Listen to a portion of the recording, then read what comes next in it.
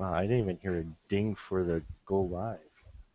Well, you're live, man. I know. Yeah, man, I you're know we're live. live. We're live, and we are here finally, here on another episode of the Spoiler Room.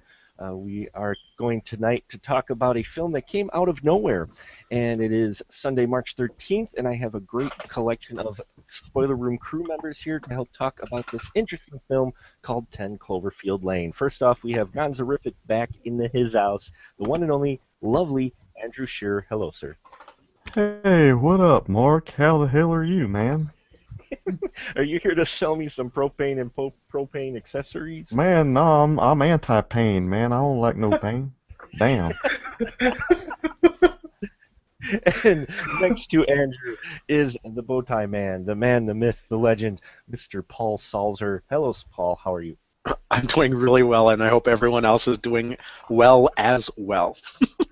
That's, well, nice to say there, Paul. Thank you. Deep subject. Deep Yes. subject. And last but not least, we have the Tiger Power in the room. You can feel the energy. It is Mr. Tony Estrada. Hello, Tony. What's up, you guys? Thank you again, Mark, for having me here. It felt like only 5 years since I've been on your last spoiler room, but thank you for having me on. Yeah, more like 5 days. But hey, Exactly. 5 years, days, there we go. Who's Cloverfield, counting? who's counting? So, Cloverfield Lane is this film that came out of nowhere, and for those who aren't paying attention, it's a story where after getting into a car accident, a woman is held in a shelter by two men who claim the outside world is affected by a widespread chemical attack. Directed by Dan Trachtenberg, who is a newcomer to it, but that's kind of fitting considering this film came out of nowhere. Andrew, how the heck did they hide this film for, and then just spring it on everyone? I don't, I don't know, man. I mean, like, to my knowledge, nobody was like clamoring for a Cloverfield sequel. But after watching it, I just couldn't help but think, well, it's probably because this wasn't one. I sincerely doubt that this was written as a sequel to Cloverfield, and I would like to know why. They ended up just kind of tacking the title on and adding some stuff. It wouldn't surprise me if this was a whole other movie that had already, if not been made, was already going to be made, and then they just decided, what I'm saying, to fast track it and tack the Cloverfield thing on as an afterthought. Funny you should say that, because I was, now that the cat's out of the bag about the film's actually on screens. Apparently, this originally was a script called The Cellar. Ooh. Yeah, and with a production name of Valencia. This is according to trivia, but I also read this elsewhere. And it was actually reworked into a Cloverfield sequel. Now, a lot of people call it sequel, but J.J. Abrams himself, I saw in an interview, referred to it more as a sister film, as Huh. kind A of blood relative. a blood relative, if you will, of the actual Cloverfield film. So it's like the same in alien stuff is happening, or similar alien stuff is happening, just in a different part of the world. Uh, and it was initially titled The Cellar, and yeah, they did tweak it to go with the Cloverfield. And now I'm not sure why they tailored it Wait, were a they bit. already making it when they decided to change it, or They was had it? the script. He had Oh, the so it hadn't script. actually. I was thinking it was already a movie that had already been in production or something like that. Okay. Yeah, he had the script already, I believe, but it wasn't. They tailored it a bit. They spun it a bit to match the Cloverfield universe, Okay. which actually I kind of liked. I liked how that played out.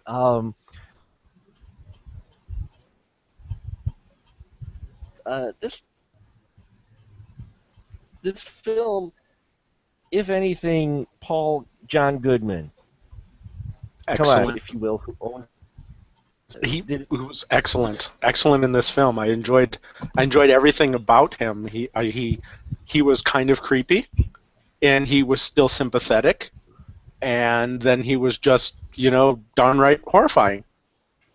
He was. I think this is probably one of his best performances in a while. Tony, what'd you think of John Goodman as Howard, the guy owner of this shelter? Oh man, talk about a character that had so many layers to him. Like he'll be creepy in some moments, and then he'll be all sympathetic, like Paul said, and then, and then he's just like all nice. So it's all like, okay, is this guy good or is this guy bad? So it's all like he was. It's like there was a mystery to him. That's what I really liked about his character. Honestly, like there was a mystery that you had no idea who he was, but yeah, John Goodman was excellent in his role. Like he knew how to be creepy, but he knew also how to be playing out as a nice guy to kind of mislead you. Yeah, he just had that perfect mix, and he carried it all the way through. Andrew, I think you made a mention of his eyes. What do you think of John Goodman's performance in this, and how he portrayed Howard?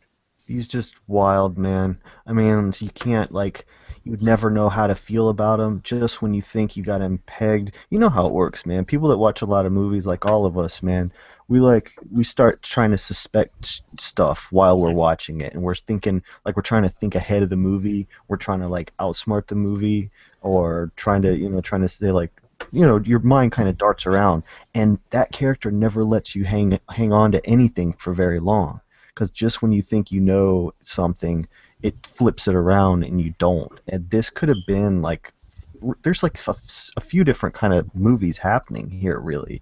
And so I'm thinking like, oh man, is this? That's kind of why I think the Cloverfield title. I kind of wish that it wasn't that, but I know probably it would have never gotten made as whatever it was called, if not, because I kept thinking about aliens actually exist if this is a Cloverfield movie, and I wish I hadn't been thinking that the whole time. That's like my only that was kind of my only quibble about it. But man, he was it's not just one of his best.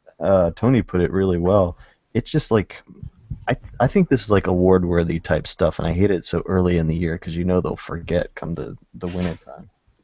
Well, especially for John Goodman, because I always think John Goodman is an underrated actor.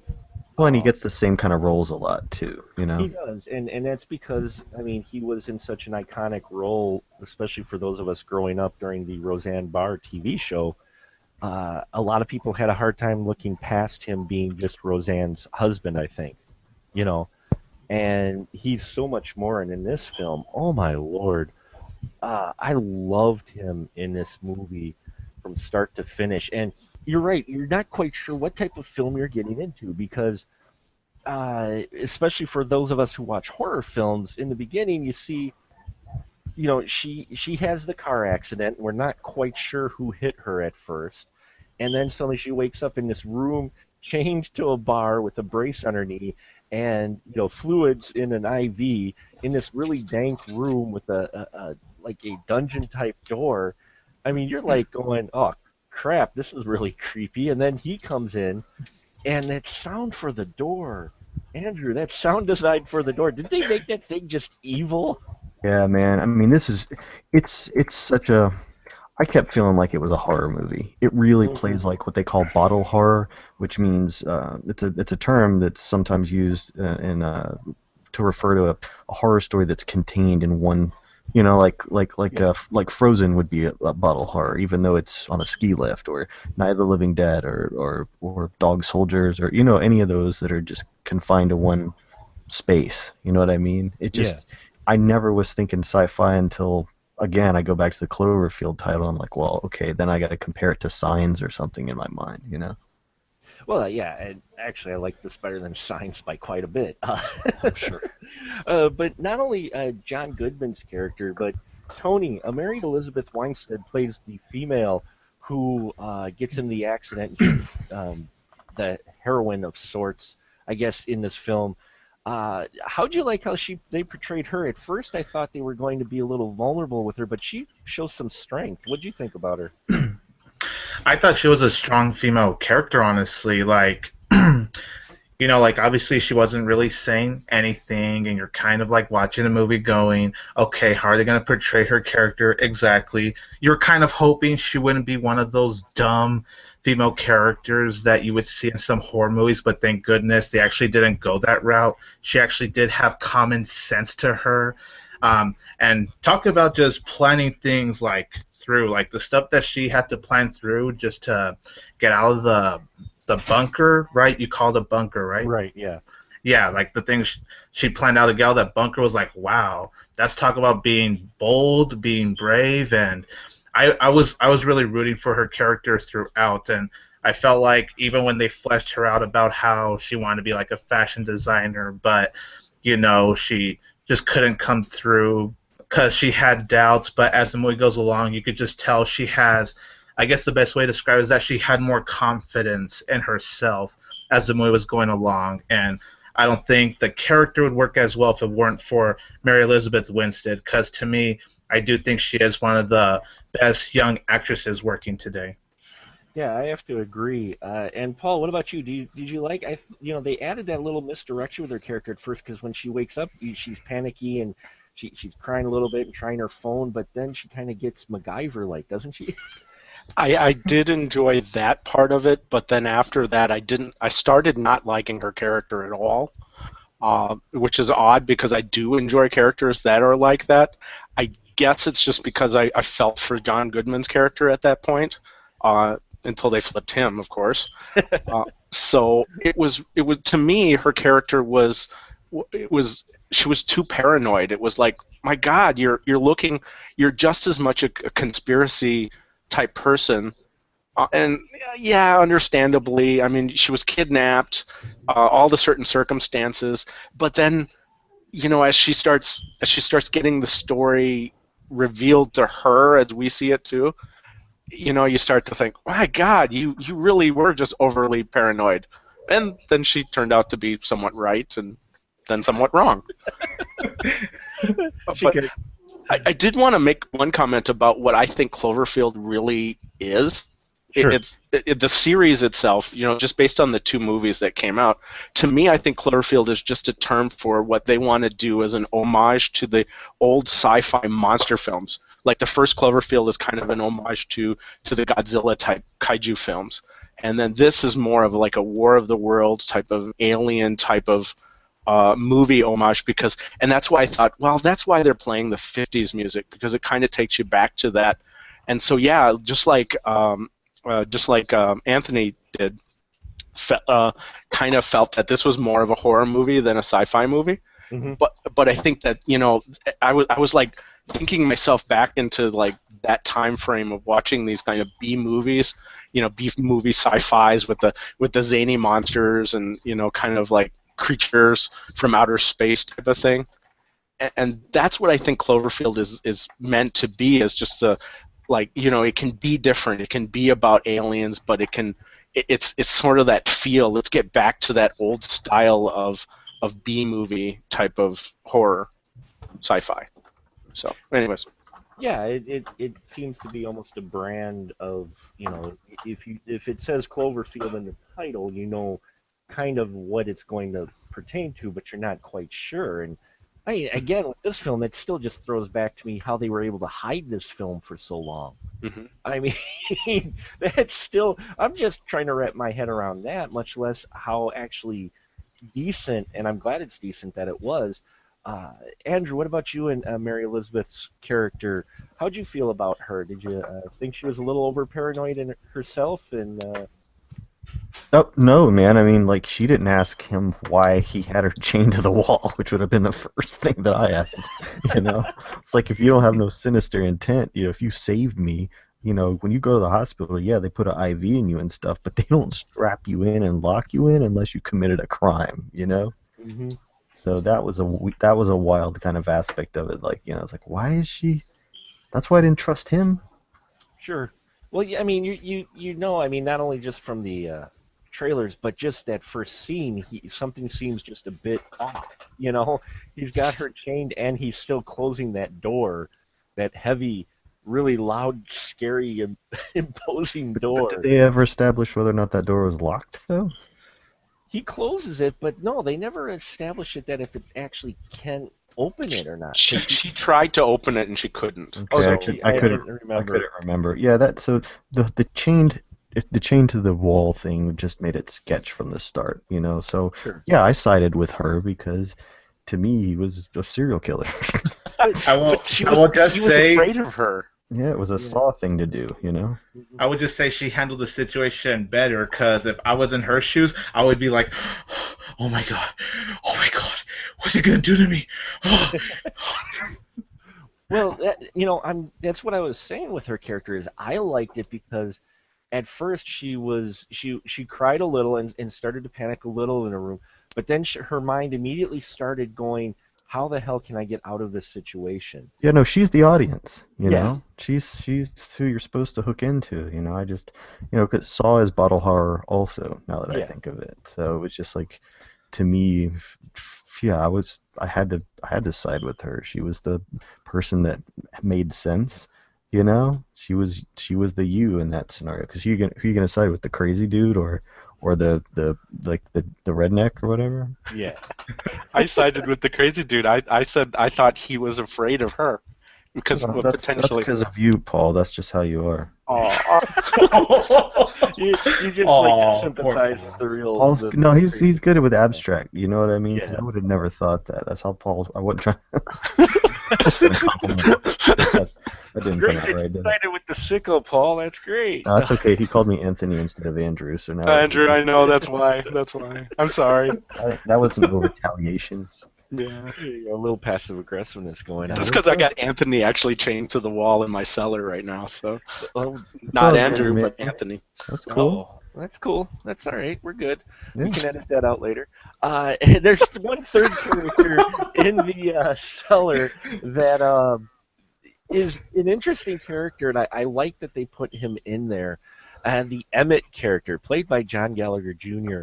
And I loved him because this poor guy, he's just in there because he wanted to live. But he's the one that, I mean, is he just the neutral body there, Paul? Is he the kind of just the I mean, outside of being able to give us information about Howard, but he doesn't have any ill intent or anything. He's just happy that he's not outside. Exactly, and he even comments that he forced himself into the bunker because that's how he breaks his arm. And I did like his character a lot because of that. I think he was, I don't know, he was just an interesting character to me. He was. I wanted to see him more actually because he was the guy that just he's like I'm just happy to be alive. He's no he's no he understands the situation that he got himself into, so he's not completely clueless hick like you might expect. Again, He all of didn't have these. the creativeness of Michelle though. He No, she had the brains to be able to figure out problems. and that's what I liked is each of these characters don't quite fall into the trope stereotypes that you might expect from a film like this, do they, Tony? No, I don't think so. I think each character I think this movie tried to avoid, like what you said, the character tropes. I think this movie just wanted to handle it in a way where you can get behind each character. Like you don't have to necessarily like root for them. Let's say for example, John Goodman in the movie, but you could tell the movie wanted to avoid the cliches and make you just get behind the characters. And that's why I actually really loved Emmett because sure, maybe his role isn't as big as Mary Elizabeth Winstead and John Goodman, but at the same time, it didn't feel like the movie thrown him in there. I actually like that we had a third person because it gave Michelle, Mary Elizabeth Winstead, at least someone to talk to because if he wasn't in the movie, who else would Michelle be able to talk to about Howard and really much how to get out there? Like I see it as someone for Michelle to talk to, someone to kind of bond with in this very treacherous situation. So honestly, I really like that they added Emmett to this movie. Well, he is added, but then he is not added either. Andrew, I know why you say that. Andrew, did that? I mean, you could kind of see where it might have been going, but did that surprise you when Emmett gets the bullet to the head exactly when he gets that in the film? Yeah, and the way they did that moment was really well done too. Because Emmett, let's face it, if you've watched enough Twilight Zones or Star Trek, you know who's the red shirt. you Yeah. know, and it was just the odds weren't in his favor because he wasn't one of the leads. So you know something bad is going to happen to him, but you're not expecting it when it does. And the thing is that it's not a gotcha or a shock in a normal kind of a way, because what they do is they've got this vat of liquid that can dissolve anything. And so my thought is, oh God, he's going to maim this guy with this stuff. My thought wasn't that he was going to kill him. My Mhm. thought was that he was going to shove poor Emmett's hand in there or something, you know. And so I was expecting something actually much worse than him just being shot. Yeah, I was expecting that something more horrible too, either her, him grabbing him and then shoving him in the barrel. What about you, Paul? How'd you like how that scene played out where it just like, oh, thanks for telling me the truth. I mean, it was a good moment for me. I actually did. I was surprised, uh, because I did think that he was going to be just dunked into that thing, and it was just like, or also too, there was also that moment where it felt like, okay, Howard is accepting of what's going on, and then just boom, okay, wow. Just when I was liking you, Howard. yeah. Well, But that's then for my thing is like, he wanted to protect what he thought was his daughter. yeah, but in a Creepily. creepy way.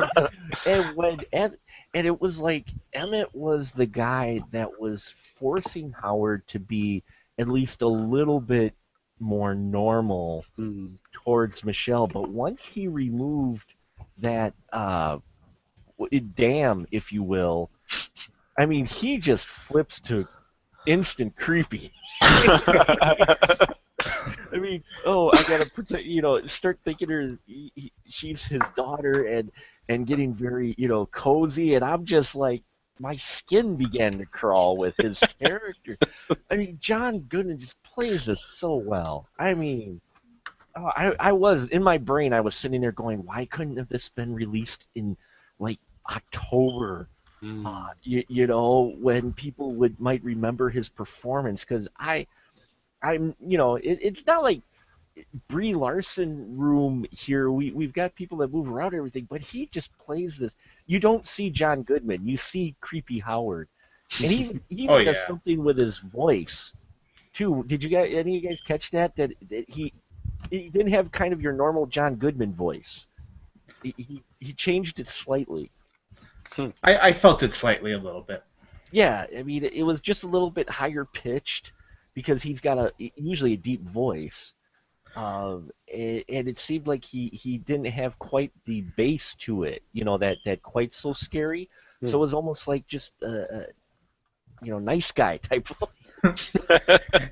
That's why that scene when he shot Emmett was so unexpected for me, because like for a while he was very creepy, and then it's all like once him and Michelle started to talk to each other more, he was acting more nicer, and you're all like, okay, I'm starting to warm up to this guy now. And then that moment he goes back to bam, just shooting Emmett, not giving a shit, I was all like, holy shit, now I don't know how to feel about this guy anymore. Well, Andrew said it. It's the way that scene is set up so beautifully.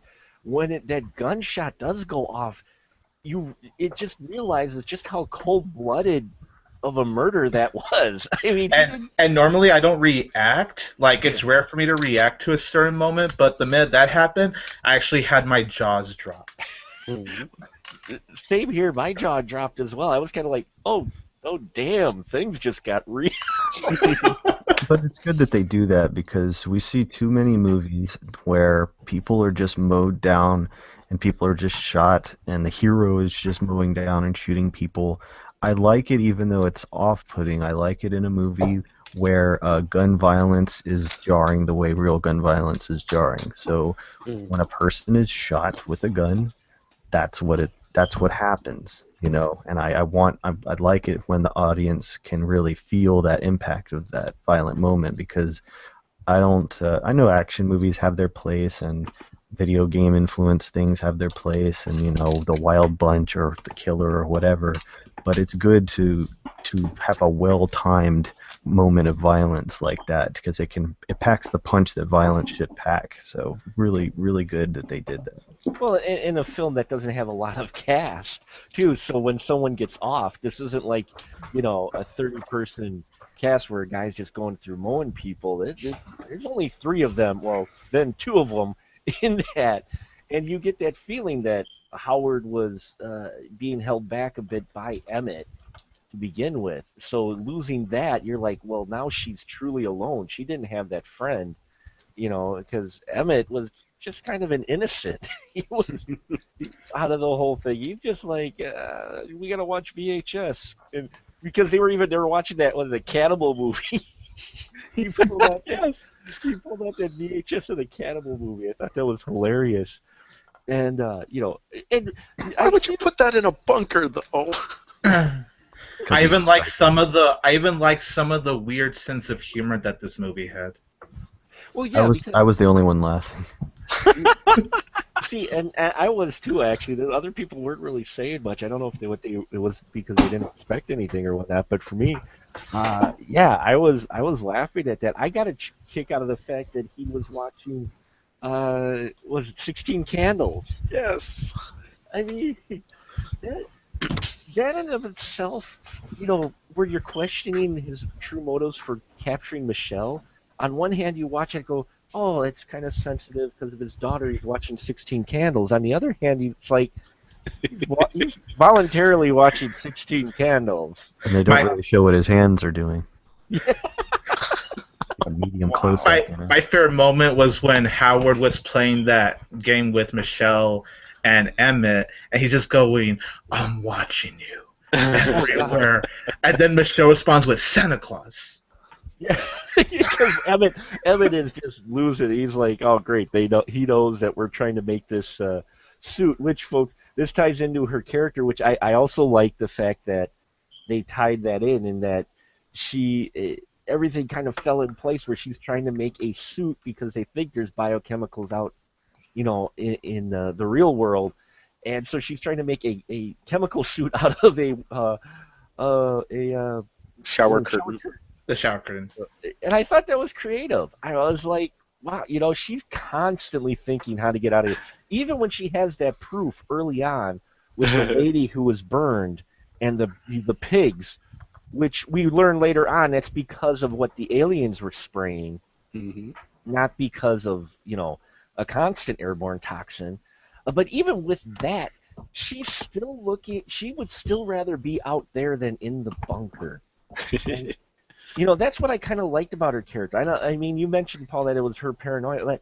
I think for her, it's just, they set her character up so well because, I mean, we didn't talk about it, but in the very beginning, there's no dialogue, but we see she's leaving a guy. Yep. She's leaving a guy because she's scared of either being in one place for too long or, a commitment. And she actually... Yeah, go ahead. I was just going to say, she actually does say that whenever there's a problem, she runs away. If it gets too hard, she runs away. Right, and that stays consistent. And again, with a cast like this small, character consistency comes into effect. I know I'm sounding like movie snobbish here, but you guys, I'm sure you guys recognize that. Oh, yeah. That you see how a character's set up and they mention something or whatnot, but then it's mentioned and it's not really portrayed a lot of times. But here, yeah, she mentions that she's always running, and that's her whole motivation of getting out. It's driving her so much that she's rather get out there and take her chances than be in a safe, quote unquote safe bunker. So, by the way, did you guys catch who she was talking to in the beginning of the movie? Like who that voice was? Bradley Cooper. Yes. Rocket Raccoon. Rocket Raccoon she was talking to. So. I thought that was awesome. Like the minute I heard the voice, I was all like, "That's Bradley fucking Cooper." What's really funny is when they mentioned the daughter thing and whatnot. I'm like, okay, that's kind of creepy and whatnot. Didn't expect him to go full serial killer with him. Andrew, what did you think about them doing full serial killer with Howard? Did you kind of see that coming, or did you think that maybe something happened to his daughter and he just was a little too close to her? No, man, I was expecting it because he chained her to the freaking wall. Yeah. I'm sorry, but that changed that you call that a first impression. That was my first impression of him. When you rescue someone, you don't chain them to the wall. There's no reason for him to have chained her to the wall. No reason, except for the fact that he's a psycho. The end. Yep. Well, and if you think about it, then it throws into question, and this is what question I wanted to bring up and get your guys' opinion on. Now we know on the radio we hear her when she's driving. They're talking about power outages, but that was about it. That's when which again, this is spoiler room, folks. He ran her off the road because he panicked.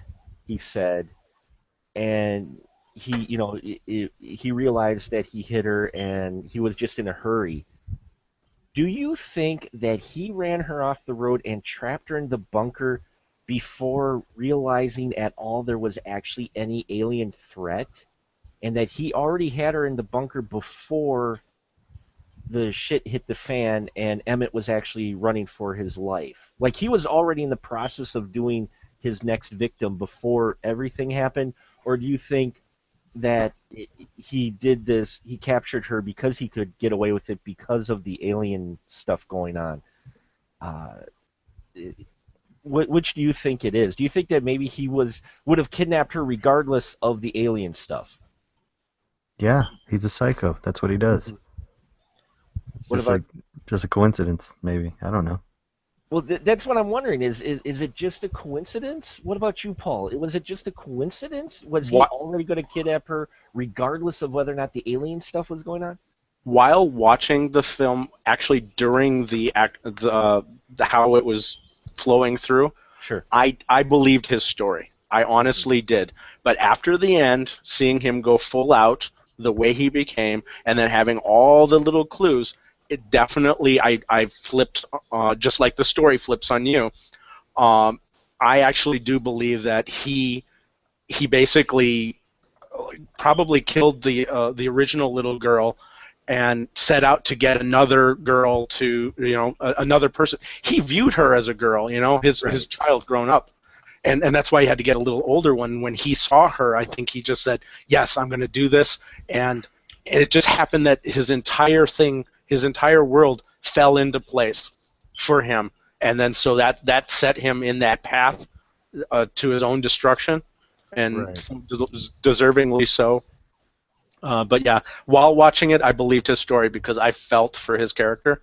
Mm-hmm. And by the end, though, I definitely feel like what you're suggesting is potentially he would have done this regardless, and he would have told her, and it just everything fell into place for him, and it just was perfect for him. Right. What about you, Tony? You think that he would have did it regardless of whether or not there was actually the alien invasion going on? Oh yeah, definitely. Because he found her in the gas station, and that's what I actually really liked about the movie. How they basically set it up like you just saw the arm when she was at the gas station. She felt something was wrong, so of course she turned around. So from that point on, I was all like, okay, he has to like hit her because it can't be like by accident. Like to me, it was like no accident at all that he just crashed into her. It's like what you guys were saying. He's looking for a new girl to basically take in because, well, what Andrew keeps saying, he's a fucking psycho. Yeah. Thanks for putting the word "fuck" in there. Yeah. Oh yeah, anytime. That's why I'm here. Awesome. And yeah, he had this in motion regardless, and just the fact that the alien invasion happened made it even more. Which, when you hear that he tried to close the door and Emmett had to fight his way in, makes so much more sense, and that's what clicked for me when Emmett said he had to fight his way in. I'm like, he hadn't planned on a third person at any time in the bunker. He already had her down there, and in fact, he didn't want a third person down there because you've got a witness now. He's got this girl in the bunker. But at the same time, Emmett, I'm sure, pushed his way in, and he's like, okay, oh well, so we've got this guy. Because he couldn't just come right out right away and kill him in some strange justification of keeping him alive. That's the only thing I'm wondering now is why do you think Tony maybe he kept Emmett alive the whole time? Because he could have killed him while she was knocked out. Huh, that's interesting. I actually did not even think about that. Uh, let's see. That's a really good question. Why did he actually keep Emmett? I think it's because the other body wasn't finished dissolving yet, so he had to have a little cue going. Yeah, maybe he needed extra help. That's the best I could come up with. Because look at some of the stuff like that he would ask Michelle and Emmett to do. So maybe extra help. That's honestly the best I could come up with.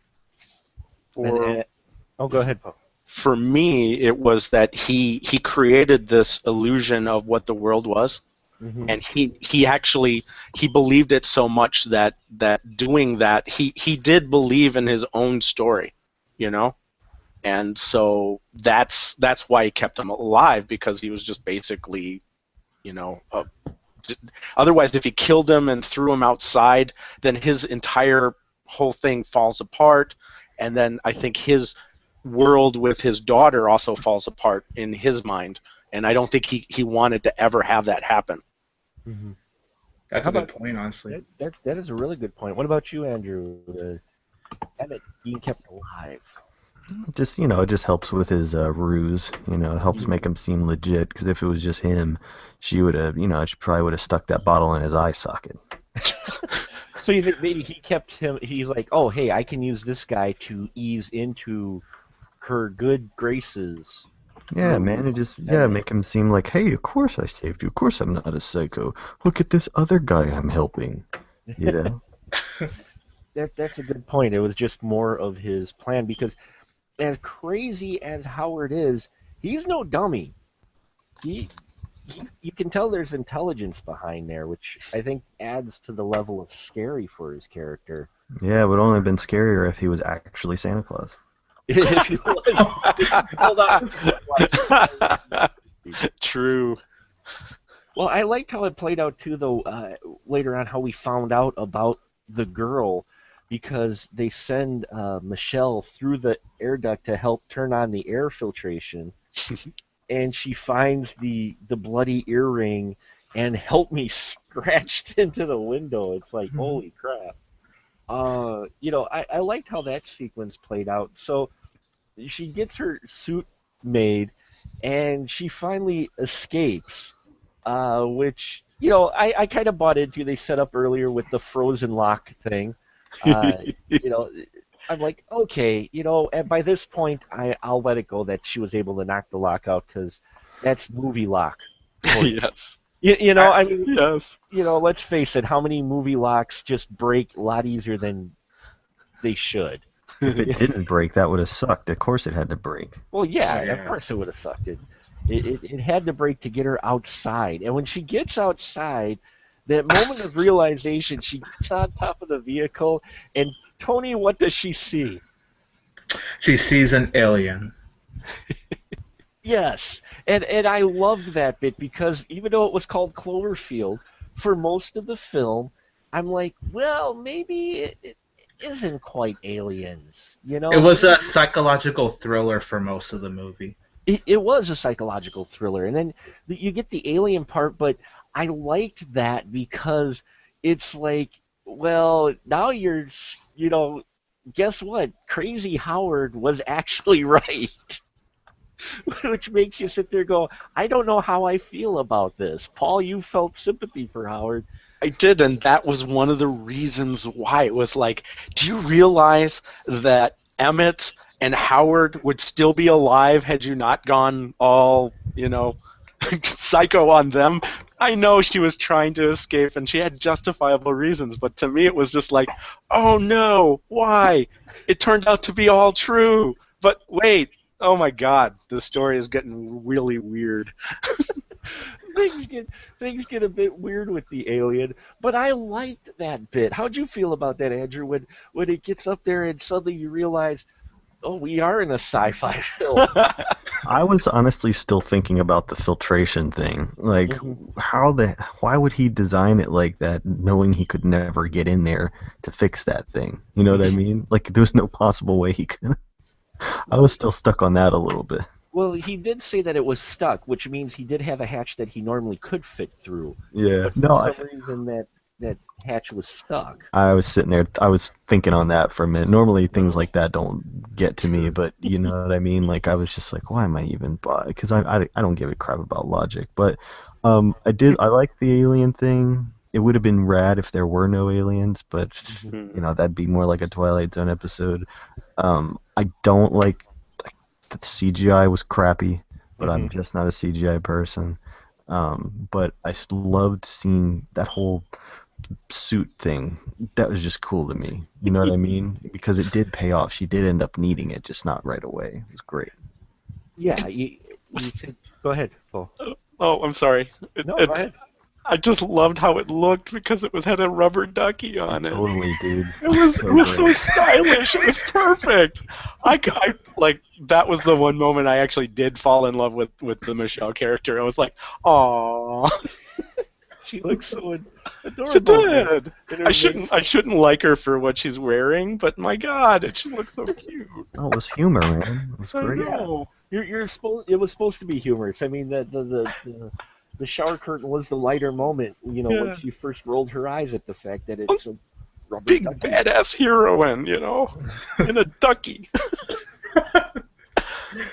And but she proved there too. She was still thinking on her toes even back then. You know, even then, she's still, and that's what I loved about the consistency in her character. Because let's face it, we've watched enough thrillers and that, and I've mentioned it already earlier in the show here that consistency, especially in some of the female characters, usually they're strong till they aren't supposed to be. You know, and here, or they're smart and they make good decisions up until one point. Hmm. But no, she's always looking to survive. I mean, here we have this strange alien ship picking up her truck and going to eat her, and she panics a little. But what did she make? She made a Molotov, That was great. and then she didn't throw it right away. I'm like, oh wait, she's gonna throw it right away. No, she waited till the thing opened its mouth and tried to inhale, and she threw it in at the same. And I'm like, that was smart. There's so many little things that are done in this film that I love. Nuances or just bits that, you know, I think take it above what could have been a basic generic type of thriller, and I think put it into just a bit of a unique category for it. I mean, not only is it unique for how it was released and kept under wraps for so long, but there are just nuances to it that really made it felt fresh and indie. And I was so happy that it was on a big screen like this. But I think with the title of The Cellar, it would have gone direct to video. Hmm. I honestly think that, I mean, people have complained about it tacking on the Cloverfield part, but I honestly think that if J.J. Abrams hadn't, I'm not sure if this makes it to wide release, maybe limited.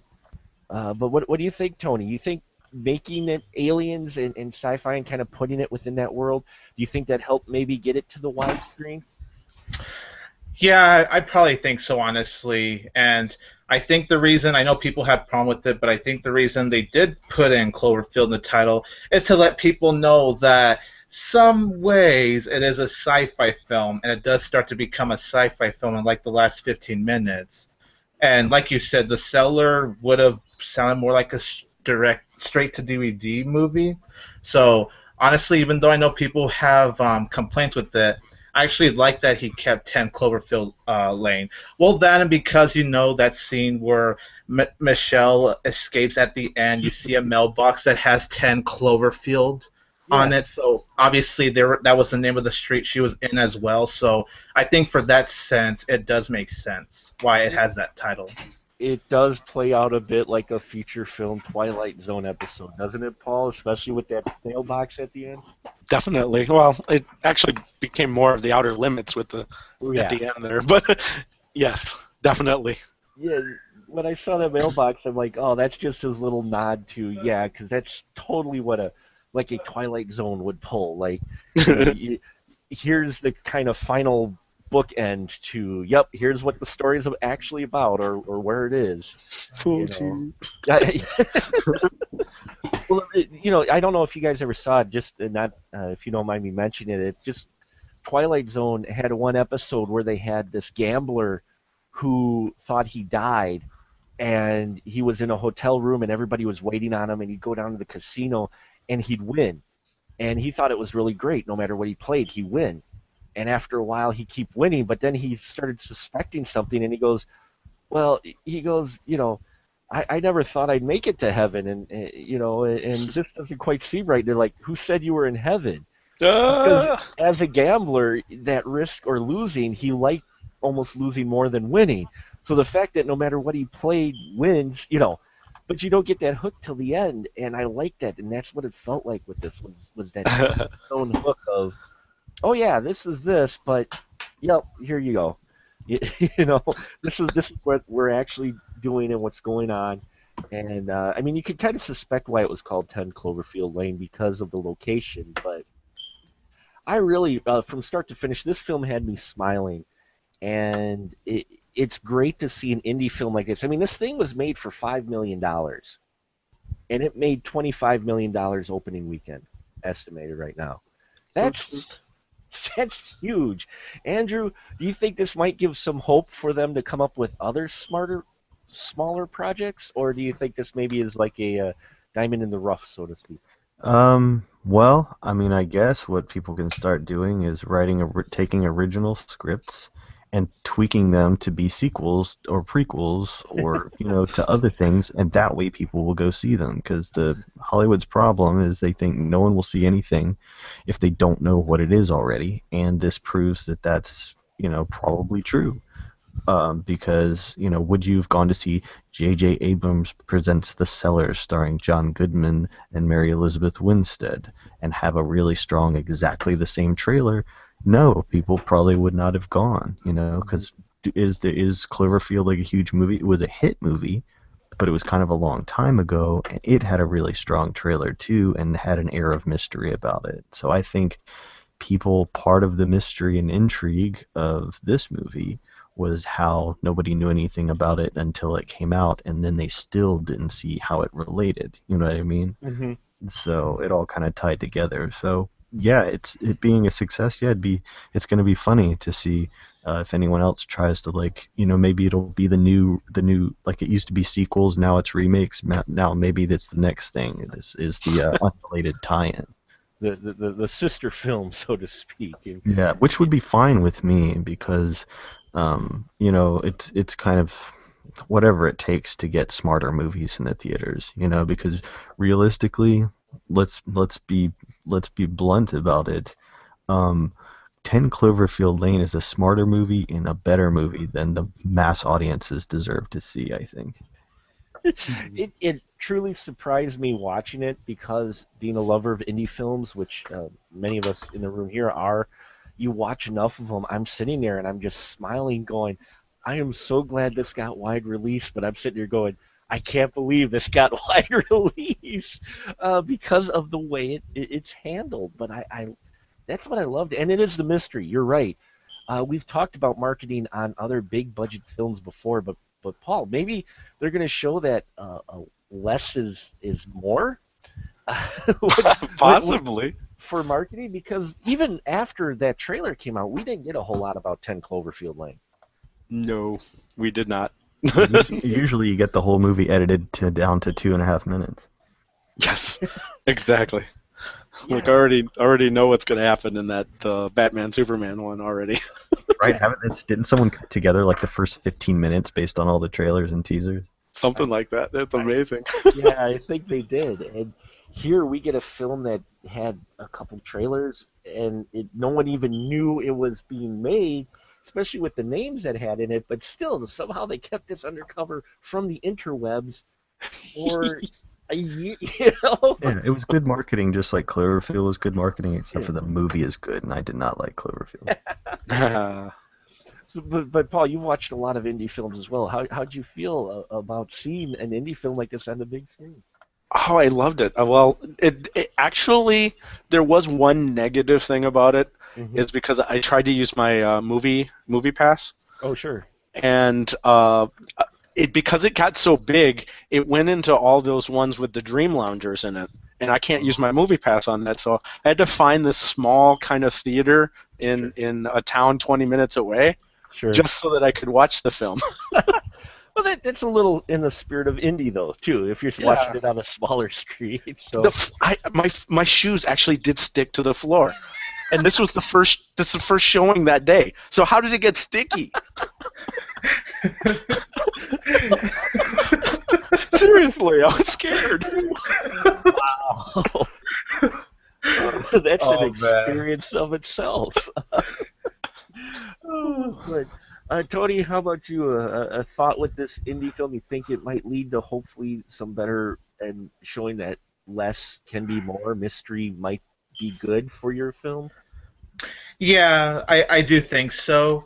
But, at the same time, they have to still do it in the way where they have to still intrigue the audience because, sadly, unfortunately, look at last year, Tomorrowland showed you less, and that didn't really want to make a lot of people want to go see it. Mm-hmm. But hopefully, if they do more movies like this one, they'll basically do what 10 Cloverfield Lane does. Like, maybe release it like 2 or 3 months before it's released. That way, you can at least have one trailer where it doesn't give much away. You could have a couple of TV spots because this movie really only had the teaser trailer, a couple of TV spots, and really that's all you needed just to intrigue you on the idea of what this movie's about. So I think as long as future projects do something like that, then I think there are possibilities for more movies like this to come out and hopefully make the audiences want to go see that movie in the theater. Yeah, I agree. I hope so too because I think it more films like this deserve to be made. I mean, it's a small budget film. It's only like 5 million, which is like peanuts now. That's like the cost of hair care products for most films. And it made 25 million on the box office this weekend, so it Yeah, already made its budget back, which is cool. but by a lot. Oh yeah. And I really hope that that means that this is going to be more of maybe we get smaller films or films with not quite so much marketing. But part of the hook, I do believe, is what Andrew said, is the fact that they made this uh, a sister film to Cloverfield, and it you show just people in a bunker, which really had people going, "How's this going to tie in with the original film?" And that mystery, I think, really is what pulled people in for this film, which is fine. I don't, I'm just happy it's getting seen. And again, I think the last couple of years, we've seen a few more of these smaller indie films actually make it wide release, and I love it when they do, and I especially love it when they're good. And I think we can all agree that, at least I thought, 10 Cloverfield Lane was really good, which made me happy because I was going to think that if this film failed, that that would definitely be the end of creative marketing or creative films, getting wide release, the smaller films, but it gave me hope. And so hopefully we do see more in the future. So I think we're going to wrap it up here for 10 Cloverfield Lane. Hope we wet your whistle a bit. Folks, go see this movie. Go support it. It's a lot of fun. Don't expect a direct sequel to Cloverfield, but at the same time, John Goodman. That's all I gotta say in this film. I mean, Mary Elizabeth does great. Don't get me wrong; she's fantastic in here too, and John Gallagher. But really, John Goodman is just that's a character that you want to watch, and I want to watch it over and over again. This film definitely for me is going to have rewatch ability, and when it comes out on disc, I'm going to get it because I definitely want to watch it and show some people who may not go see it. Uh, so I appreciate everyone tuning in. We're going to go down really quick, I think, and you guys, if you want, tell folks where they can find you at, and if you want to give a final thought on 10 Cloverfield Lane. So go ahead, Andrew. Oh, hey everybody. If you like 10 Cloverfield Lane, I recommend seeing a movie called Z for Zachariah because that is another bottle movie, but it is in the sci-fi genre, but it does not have to turn into a popcorny action movie. And that's really my only thing about 10 Cloverfield Lane and that it's tied into Cloverfield kind of meant that there was also an expectation from the audience of there being alien monster Independence Day at some point, and it gives you that and fine. But yeah, Z for Zachariah is incredible. Doesn't quite go that route, but if you're a fan of things like The Twilight Zone, that is the movie right there. It's awesome. As far as me, www.gonzorific.com if you like to see some cheap, cheesy, low-budget movies that my friends and I make here in Athens. Also on Amazon On Demand, we have stuff available for rent if buying movies from people that make things to support them is not your thing. These are like $2 rentals. We have a movie called The Underground Cinema, cinema with an S. We have one called Fake Blood, one called Mondo Gonzo, and one called Pajama Nightmare. And this stuff is full of beautiful women, monsters, and farts. Nice. And Paul, go ahead. My final thought on 10 Cloverfield Lane. Andrew got me thinking about something, and this is kind of interesting. He got me thinking about it. Cloverfield is kind of like a found footage, shaky cam type of film, just like Blair Witch Project was. And 10 Cloverfield Lane is kind of like this sequel that isn't really a sequel, but kind of ties into it, just like the Blair Witch Project 2 was for it. So it got me to thinking, did they make any other Blair Witch projects? Yeah, I'm not sure, but this was a lot better than Blair Witch Well, 2. it is definitely, but they seem to be following the pattern. Do you see that? Yeah, it is a pattern. And, There yeah, was several erotic witch projects and bear wench projects. So Yes. maybe they'll have those Cloverfield versions of them, maybe? I don't know. There is. It's called Cleavage Field, and I'm not even kidding you. Oh my God. Yeah. But instead of pimping my stuff, I am kind of working on a big project in October called the Northeast Wisconsin Horror Film Festival. And right now we're taking film submissions, so all those independent horror film makers out there, I would encourage you to go to Film Freeway and look for the Northeast Wisconsin Horror Film Festival and submit your films. Because right now we're probably one of the most reasonable entry fees that you can find out there, and we're going to show it to a lot of people that love horror. So it's just going to be a fantastic event, and I'm just hoping that everybody that hears this podcast will either know someone that makes films or they themselves make films, and just submit some films for us to screen. So. Awesome. So yeah, check that out, folks. The new horror film festival, and great stuff there. And yeah, come to Wisconsin in October so you can experience the fun. Tony, how about you, sir? My final thoughts on 10 excuse me. My final thoughts on 10 Cloverfield Lane is that I think it's an incredible movie. I was blown away by this movie. I know it's too early to say this, but it is so far my favorite movie of 2016. That's how much I love this movie.